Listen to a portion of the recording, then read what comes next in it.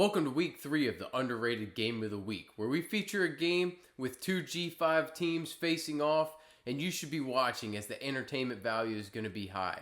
Now, granted, the last 2 weeks I've picked games that I thought were going to be great, but we're 0 for 2 on actually being a good game, both being a blowout. But I've gotten the spread right and the game pick right both weeks. So we're going to look to continue that trend of successful picks, but hopefully we have a closer game this week. This matchup is going to be Florida Atlantic taking on Florida International in what I believe is going to be an exciting matchup on ESPN Plus Saturday at 6 p.m. Eastern. The total, 58.5 points. Line, FIU surprisingly favored by 2.5. Why is this game intriguing to me? We have two experienced quarterbacks facing off, and then two coaches in their first year that are quality, good, well-regarded coaches, and it's an interstate matchup. So we got to like the rivalry aspect of this game. On the Florida Atlantic side, the Zach Kittley era started off in rough fashion with a blowout loss to Maryland. I expected better from the offense in that game, given how good this system is. But the defense was as advertised, getting shredded by the Terps and freshman quarterback Malik Washington. The offense, more specifically the pass game, really bounced back in week 2 with quarterback Caden Veltkamp throwing for 5 touchdowns and his usual 300 yards.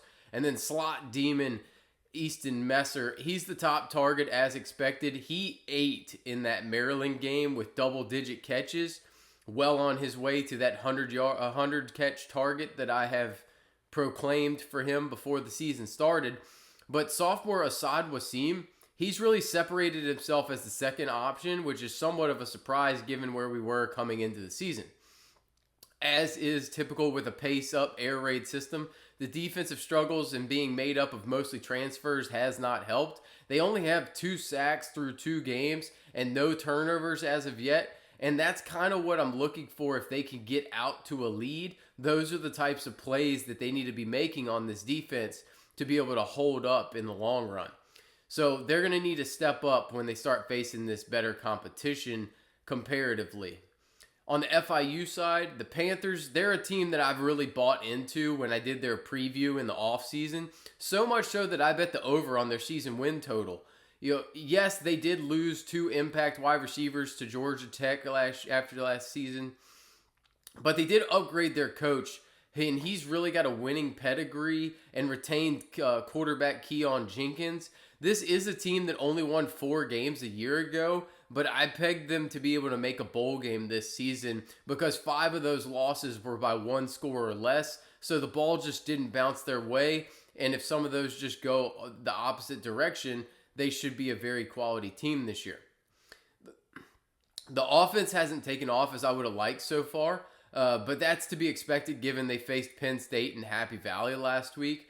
Eric Nelson and Alex Perry, they're a solid 1-2 punch at wide receiver. And I love the combination of Keon Owens and Devontae Lyons at running back. Coming into the year, I was concerned with the line turnover on the offense. But having given up only 1 sack through 2 games, including that matchup with Penn State, which was close for the bulk of the game, I think that that's a big plus so far and a feather in their cap this season. On the defensive side of the ball, they performed admirably against Penn State. They only gave up 10 points in the first half. They did give up 24 in the second half. Granted, the offense got shut out, but that was to be expected against a top 3 team in the country at worst in the Nittany Lions. And they're led by 2 great pieces in corner Brian Blades and linebacker Johnny Chaney. Chaney was singled out in my preview as a key piece that Coach Simmons brought in to transform this unit, and he has been nothing short of great for this team. My opinion on the game, everything in me wants FIU to win this game as they are favored. I bet them to win for their win total to go over. And they're a team I believed in prior to this season, so I kind of want to stand on my conviction for them.